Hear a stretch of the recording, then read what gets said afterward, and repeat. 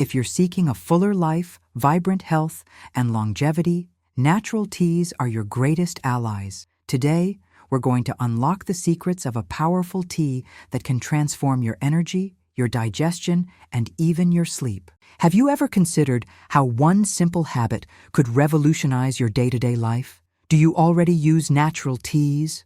What's your experience? Let us know in the comments. We want to hear your story. The most immediate benefit of lavender isn't just physical, it's emotional. It invites us to pause. In a world that demands our attention and speed 24/7, the scent of lavender is almost an act of rebellion. It forces us to take a deep breath, slow down, and find the silence within ourselves. The greatest lesson lavender teaches us is about intentional self-care. It's not enough to just have a moment of peace.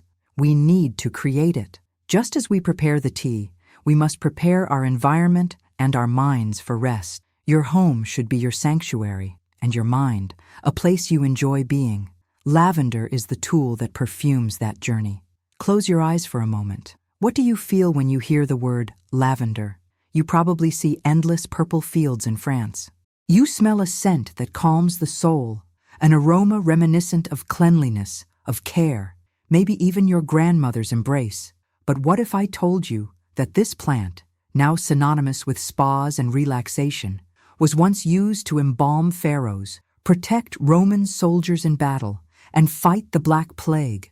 Lavender isn't just a pretty flower. It's one of humanity's oldest pharmacies. To understand the power it holds in your cup today, we need to go back millennia. Contrary to what many think, lavender's story doesn't begin in Provence, France. It starts much earlier, on the rocky, sunny slopes of the Mediterranean basin, Greece, Italy, Spain, North Africa, and even the Middle East and India. We're talking 2,500 years ago. The name lavender itself gives us the first clue to its purpose. It comes from the Latin lavare, which literally means to wash. And if there's one group of people who understood washing, it was the Romans. The Romans were obsessed with lavender. For them, it was both a luxury item and a basic necessity. They used it for everything. In public baths, the famous Roman baths weren't scented with chemicals, but with lavender. They threw it into the hot water, believing it purified the body and mind. For washing clothes, they placed dried sprigs with their laundry, not just for the smell, but because they realized it repelled moths and insects. In war medicine, this is where the story gets serious. Roman doctors, like Dioscorides, one of the fathers of pharmacology, carried lavender in their first aid kits. They used it as an antiseptic. They cleaned legionnaires' wounds with a lavender infusion to prevent infections. They were empirically aware of its bactericidal power. It was the Romans who, as they expanded their empire, brought lavender to northern Europe, including England and eventually France. In ancient Egypt, lavender, or a close variety, was a precious ingredient in kaifi, a complex incense, and more importantly, it was essential in the mummification process. It not only perfumed, but its properties helped preserve the tissues. Legend says even Cleopatra used the scent of lavender to seduce Julius Caesar and Mark Antony. In ancient Greece, the botanist Theophrastus and the physician Dioscorides documented its uses. Dioscorides, in his work De Materia Medica, recommended lavender tea, an infusion of the flowers, to relieve headaches, indigestion, and melancholy, what we would now call anxiety or mild depression. Fast forward to the Middle Ages. With the fall of Rome, much of this knowledge was lost, but it was preserved where? In monastery gardens. Monks were the doctors and pharmacists of the time. The German nun and mystic Hildegard of Bingen, an incredible figure from the 12th century, wrote extensively about lavender. She recommended it to empty the head, treat migraines, and even combat lice. Lavender's popularity exploded again during the Renaissance, but for a tragic reason: the Black Death. No one knew about bacteria or viruses. It was believed the disease was transmitted by miasma, or bad air. People walked around with small bouquets of aromatic herbs pressed against their noses, and lavender, with its strong, clean scent, was a favorite. There's the famous legend of the Four Thieves. It's said that during the plague in Marseille, 4 thieves looted the homes of the dead without ever getting sick. When they were finally captured, they traded their secret for their freedom. They bathed in a vinegar infused with herbs, with lavender being the main ingredient. In Grasse, France, which would become the world's perfume capital, leather tanners perfumed their gloves with lavender oil. And it was noted that these glove perfumers rarely contracted cholera or other diseases. Lavender was, quite literally, seen as a protective shield. We jump to the Victorian era. Queen Victoria of England was passionate about lavender. She used it in everything. The castle floors were washed with lavender infusion, she drank lavender tea for her headaches, and she made English lavender world famous. In her time, it was the symbol of purity, cleanliness, and domesticity. But the real lavender revolution happened in the 20th century, and it was by accident. The French chemist René Maurice Gattefossé in 1910 was working in his lab when an explosion occurred, severely burning his hand. Desperate, he plunged his hand into the nearest liquid he saw, a vat of pure lavender essential oil. The pain eased almost immediately, but the most shocking part was what happened next. The burn healed in record time, with almost no scarring and no infection. Gattefossé was so impressed that he dedicated the rest of his life to studying essential oils. It was he who coined the term we still use today, aromatherapy. And lavender was his muse, his first proof. Quick facts: what they didn't tell you about lavender. Let's talk about anxiety. Living with anxiety is like living with a fire alarm going off 24 hours a day. It's exhausting. Lavender tea acts directly on your central nervous system, like a gentle conductor asking the orchestra to lower the volume. 1. Action on GABA. Lavender works very similarly to some anti-anxiety medications, but naturally. It helps to boost a neurotransmitter called GABA, gamma-aminobutyric acid. Think of GABA as your brain's brake. When you're anxious, your brain is racing. Lavender helps to press that brake, promoting relaxation, reducing mental agitation, and easing muscle tension. 2. Improved sleep. This is perhaps its most famous use. Lavender doesn't knock you out like a sleeping pill. It improves the quality of your sleep. How? By calming the nervous system, as we saw with GABA, it helps reduce the time it takes to fall asleep, sleep latency, and increases slow-wave sleep, which is the deep, restorative sleep. You don't just sleep, you rest. 3. Relief from headaches and migraines. Remember Queen Victoria? She was right.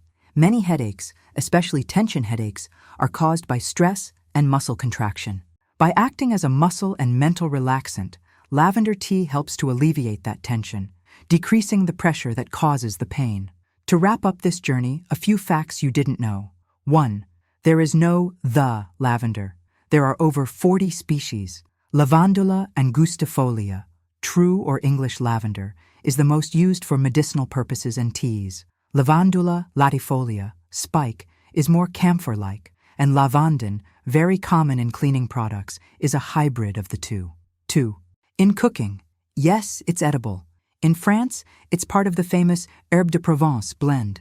A touch of lavender in desserts, cakes, or even roasted meats, like lamb, gives a sophisticated floral flavor. 3. Symbol of devotion.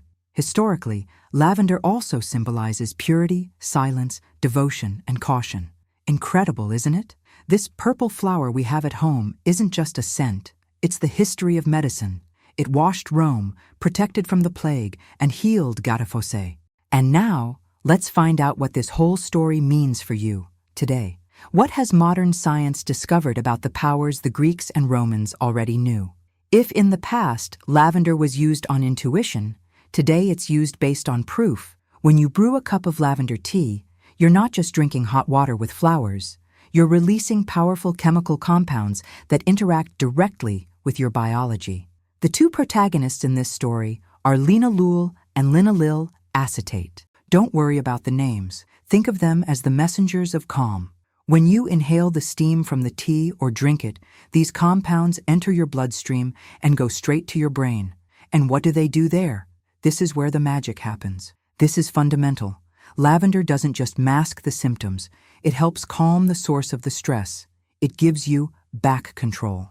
Skin beauty is directly linked to two factors: inflammation and oxidative stress. And this is where lavender shines. 1. Anti-inflammatory power. When you drink the tea, The lavender compounds work from the inside out. If you have irritated, red skin, or even conditions like mild acne or eczema, which have an inflammatory component, lavender tea helps to turn off this systemic inflammation. Less internal inflammation means calmer, less red, and less reactive skin. 2. Antioxidant action. Stress, pollution, a poor diet. All of this generates free radicals. Think of them as little sparks that rust our cells, causing premature aging, wrinkles, and dullness. Lavender is rich in antioxidants, which are like little firefighters that put out these sparks. Drinking lavender tea helps protect your cells, including your skin cells, from this rusting, keeping your skin looking younger and healthier for longer. 3. The gut-skin axis. Here's a secret few people talk about. Bad skin often starts with an unhealthy gut. Lavender has carminative, helps with gas, and antispasmodic, relieves cramps, properties. It calms the digestive tract. By improving your digestion and gut health, you improve nutrient absorption and reduce the body's toxic load. And where does that show up first? On your skin. Clear, glowing skin is often a reflection of a happy gut. Practical use cases. When lavender is your best friend before bed. The classic. Have a cup 30 to 60 minutes before lying down. Make it a ritual. Turn off your phone. Inhale the aroma. This signals to your brain it's time to slow down. In the middle of a stressful day, heart racing before a meeting, anxiety hitting in the mid-afternoon, take a 5-minute break. Make the tea. It's not about the caffeine. It has none. It's about the act of stopping and giving yourself this calming gift. During cramps, menstrual or digestive, lavender's antispasmodic effect is a godsend. It helps relax the smooth muscles of the uterus and intestines, relieving pain. When your skin is screaming, in the middle of finals week or high stress and acne pops up, besides treating it externally, treat it internally. The lavender tea will help fight the internal inflammation that's causing the problem. Drinking lavender tea isn't just a physical act, it's an act of radical self-care. In a culture that glorifies being busy, stopping to brew a tea is a declaration. It's you telling the world and yourself, I matter. My peace matters.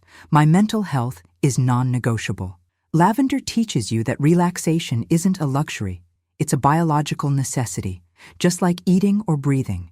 And the beauty it promotes on your skin is just the visible consequence of a peace that was cultivated from within. Now, you understand the what and the why. Lavender is a powerful ally for your mind and skin. But what good is knowing all this if you prepare the tea the wrong way? Believe me, most people get it wrong. The water temperature and steeping time can destroy or liberate the very compounds we just discussed. In the next block, we're heading to the kitchen. I'm going to show you exactly how to extract the maximum power from this flower. I need to be very clear here. Do not go into your garden, pick a stalk of ornamental lavender, and throw it in hot water. There are many species. The one you want for your tea is Lavandula angustifolia, also known as true lavender or English lavender. It has the highest levels of linalool and the mildest, sweetest flavor. Many garden lavenders are actually lavendin, a hybrid. They have much more camphor, which gives that strong cleaning product smell and leaves the tea with a bitter, almost soapy taste. The rule is, always buy food-grade, culinary dried lavender flowers from natural food stores or trusted suppliers. They are safe and selected for consumption. The biggest mistake when preparing delicate flower teas like lavender, boiling the water. Boiling water at 212 degrees or 100 degrees literally burns the volatile essential oils. The linalool, that compound that calms your brain, evaporates before it even reaches your cup.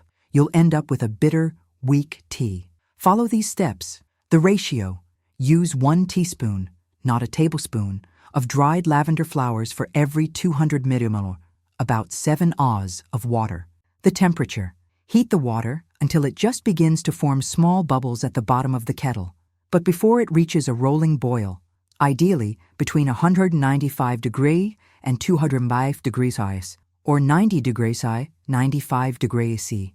If your kettle boiled, turn off the heat and wait 2 minutes for the temperature to drop. The infusion. Place the flowers in the cup or an infuser and pour the hot water over them. The secret. Cover it. Immediately cover the cup with a small plate or lid. This is crucial. The steam you see rising is the essential oil escaping.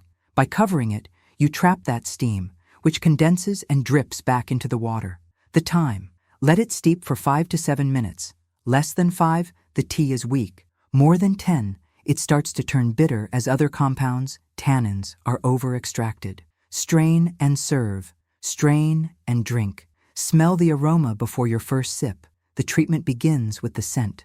Smart combinations, boosting the effects. Lavender is wonderful on its own, but it plays well with other herbs. You can create powerful synergies. For sleep, gentle knockout combo. Add some chamomile flowers to your lavender infusion. Chamomile has a compound called apigenin, which also binds to GABA receptors in the brain. Together, they are the perfect duo to induce deep sleep. For daytime anxiety, calm without drowsiness, mix lavender with lemon balm, Melissa. Lemon balm calms the nervous system, but also has an uplifting effect on mood and focus. It's the ideal tea for a stressful workday, as it calms without knocking you out. For digestion and skin, happy tummy, happy face combo, lavender sucks peppermint leaves. As we saw, lavender is antispasmodic. Peppermint is digestive and refreshing. Together, they relieve gas, bloating, and soothe the stomach. This freshness also balances the floral flavor of the lavender, making it very pleasant. Want something cozier than a simple tea? Try a lavender moon milk. Make the lavender infusion. You can make it slightly stronger with 1.5 teaspoons. Heat 100 ml, about 3.5 oz of milk. Almond or oat milk work great. Mix the strained tea with the hot milk. Add half a teaspoon of honey, which is also calming, and a tiny pinch of cinnamon or nutmeg. It's a creamy, warm, and deeply relaxing drink, perfect for a nightly ritual. Myths and truths about lavender tea. Let's bust a few myths quickly. Myth: lavender tea gives me a headache. Truth: you are probably using the wrong species with too much camphor, or you're steeping it for too long, more than 10 minutes, which makes it bitter and astringent. Adjust your time or the source of your flowers. Myth: the more lavender flowers, the stronger the calming effect. Truth: nope. More flowers just mean an overwhelming soapy flavor and more tannins, which can irritate your stomach. In herbalism, balance is everything. 1 teaspoon is ideal. Myth: lavender tea doesn't work for me. Truth: tea isn't an immediate effect remedy like a pill. The effect of lavender is cumulative. It's the daily ritual that begins to retrain your nervous system. Drink it for a week, every night before you decide. Consumption. Tip: the best time is, without a doubt, at night, 1 hour before bed. If you're using it for anxiety during the day, start with just half a cup and see how your body reacts. Some people are more sensitive and may feel drowsy. And avoid refined sugar. It's inflammatory and cancels out the skin benefits. Now you know how to choose, prepare, and combine your lavender. You have the perfect cup in your hand. But is that cup safe for everyone? Lavender is natural, but natural does not mean harmless. It is a potent medicinal plant. And like any medicine, it has rules, risks, and very serious contraindications. In the next block, we're going to talk about what nobody likes to talk about, but which is the most important part for your safety: the warnings. I need you to pay very close attention now. This is, without a doubt, the most crucial part of this video. We have a tendency to think that because it's a flower, because it's 100% natural, lavender is completely harmless. This is a dangerous mistake. Natural is not synonymous with safe for everyone. Lavender is a potent medicinal plant. It contains chemical compounds that actively alter your biology, your nervous system, and your hormonal system. It is a medicine, and like any medicine, it has contraindications, risks, and side effects that you need to know. Let's be direct. Lavender tea, or its essential oil, is contraindicated or requires extreme caution in the following cases. 1. Pregnant and breastfeeding women. This is an emphatic no. Lavender has emmenagogue properties, which means it can, theoretically, stimulate pelvic and uterine blood flow, posing a potential risk of inducing contractions or affecting the pregnancy. While breastfeeding, we don't know how much of the compounds pass into the breast milk and what the effects are on the baby. The rule is clear: when in doubt, don't use it. 2.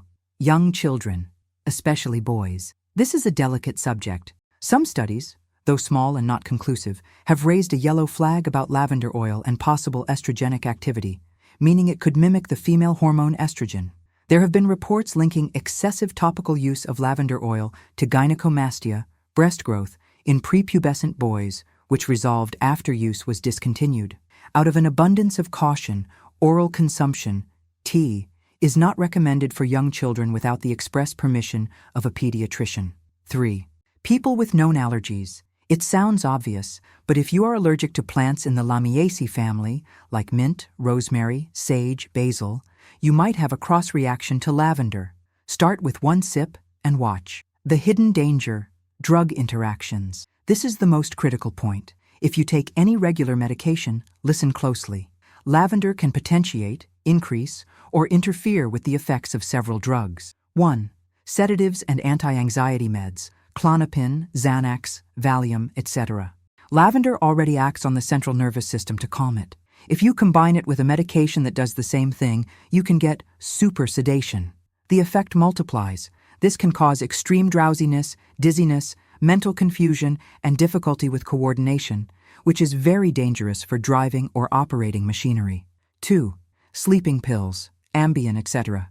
Same logic. You can intensify the drug's effect to a dangerous level, causing overly deep sleep and difficulty waking up. 3. High blood pressure medications, antihypertensives. Lavender has a mild hypotensive effect. It helps lower blood pressure. If you already take medication for this, the combination could make your pressure drop too much, causing dizziness, blurred vision, and even fainting. 4. General anesthesia. If you have surgery scheduled, stop drinking lavender tea at least 2 weeks beforehand. Its ability to sedate the nervous system can dangerously interfere with the anesthesia and medications used during and after the procedure. Golden rule: if you take controlled medication or blood pressure pills, do not use lavender tea without first asking your doctor if it is safe for you. Side effects: when too much is a bad thing. Even too much water is bad for you. It's no different with lavender. If you drink too much tea, or a tea that's too concentrated, as we discussed in Block 3, you might experience gastric irritation, stomach aches, nausea, and constipation. Lavender is strong on the digestive tract in excess. Daytime drowsiness. It works. If you drink it during the day, it can make you sluggish, sleepy, and impair your reasoning. Headaches. Ironic, right? It relieves tension headaches, but in excess, especially if it's the wrong species, rich in camphor, it can cause a headache. The body is wise. If you feel any of these symptoms, it's a clear sign to stop or reduce the dose. The quality of the flower. Don't drink perfume. Finally, a warning about the source. Never, under any circumstances, use lavender essential oil in your water to make tea. Essential oils are hyper-concentrated and are not meant for ingestion unless under the guidance of a very experienced clinical aromatherapist. And, as we've already said, do not use flowers from a flower shop. They are loaded with pesticides and chemicals to make them last longer. You'd be making a tea of poison, not lavender. Always look for culinary lavender or lavender for infusion, preferably organic. I'm not telling you all this to scare you or to make you give up on lavender. On the contrary, I'm telling you this because knowledge is power. True self-care isn't about using things blindly. It's about using them wisely, understanding what you're putting into your body, and respecting your biology and its limits. Lavender is one of the most wonderful plants nature has given us, but it's a tool, not a magic solution. It's an aid in your wellness process. It does not replace medical treatment or therapy. Use it with respect, and it will return that peace to you. Today, you didn't just learn about lavender. You learned that self-care is an act of deep knowledge and respect for your body. You discovered that in a simple flower, there is the power to calm your mind, beautify your skin, and connect you to a 1,000-year history of healing. The power that was in Roman baths and monastery gardens is now right there, in your cup. But knowledge only turns into wisdom when it's applied. So, my question for you today is, what health-related habit will you change today with the power you've discovered here? Are you going to create a sleep ritual? Will you swap that soda for a calming tea? Will you allow yourself a 5-minute pause in the middle of the day? Share your decision with us in the comments below. Your story inspires other people. We want to know how lavender or other teas has helped you. And if this journey resonated with you, if you learned something new, please be part of this wellness community. Like this video so this message can reach more people who need it. Subscribe to the channel and hit the bell, because we have a date right here. Remember, you are not alone on this wellness journey. I'll be waiting for you right here again for more discoveries about health that comes from nature. Gratitude.